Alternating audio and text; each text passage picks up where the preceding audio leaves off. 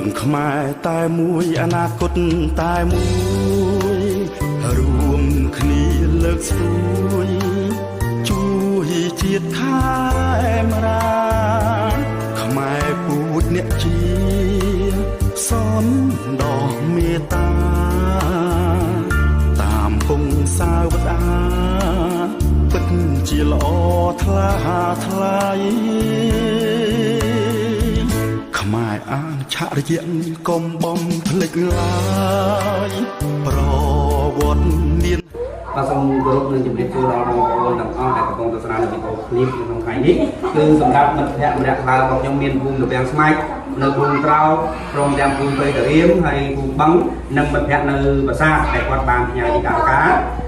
បាទរៃណារៃក្លូតនិយាយរួមមិត្តភ័ក្តិយើងទាំងអស់នៅក្នុងមិត្តភ័ក្តិម្នាក់ខ្លះរបស់យើងគឺសូមថ្លែងអំណរគុណយ៉ាងជ្រាលជ្រៅដែលបានផ្ញើលុយអីមិនបានមកអីក៏យើងផ្ញើដែរហើយក្នុងនោះគឺយើងបានថាការចំនួនប្រមាណហ្នឹង69,000ទាំងអស់គ្នាណាបាទ69,000ដើម្បីយកយថាការនោះមកសួរសុខទុក្ខដល់អង្គស្រីច័កយ៉នបាទតែគាត់មានអាយុ76ឆ្នាំហើយគាត់ក៏មានជំងឺប្រចាំកាយរបស់គាត់នោះគឺមួយជំនាញខ្លួនរបស់គាត់ណាថាស្លាប់មួយជំនាញខ្លួនត្រូវជាអង្គស្រីបង្កើតរបស់អ្នកសេតសម្លាញ់ណាហើយក្នុងថ្ងៃនេះដែរគឺថាយើងថាការទាំងអស់នេះ69,000នេះគឺថាជាការរបស់មិត្តភ័ក្តិអ្នកខ្លៅយើងអស់ក្នុងថ្ងៃនេះអញ្ចឹងខ្ញុំបាទក៏សូមថ្លែងអំណរអគុណយ៉ាងជ្រាលជ្រៅចំពោះទឹកចិត្តមិត្តភ័ក្តិអ្នកខ្លៅយើងគឺថាចំណាយពេលដ៏មានតម្លៃចូលរួមហើយព្រមទាំងថវិកាមកបានដល់ដៃខ្ញុំនឹងអស់ខាងទៀតអញ្ចឹងក៏សូមអរគុណច្រើនហើយក៏មានពាក្យពេចន៍អីទេមានតែអង្គស្រីគាត់និយាយបាននេះថាតាមខ្ញុំដែរបាទអ៊ំឥឡូវថវិកា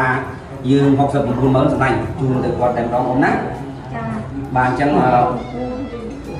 បាទមេអ៊ំចាំមានពាក្យពេចន៍អីជូនពរដល់បងចៅទាំងអស់ដែលគាត់មកដាក់ការនោះណាចា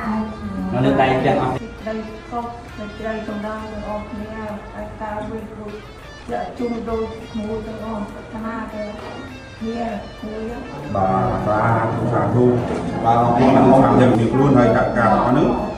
69,000បានជូនទៅដល់ដៃគាត់ហើយអញ្ចឹងខ្ញុំបាទក៏សូមថ្លែងអរគុណដល់មិត្តភ័ក្តិបងប្អូនដែលគាត់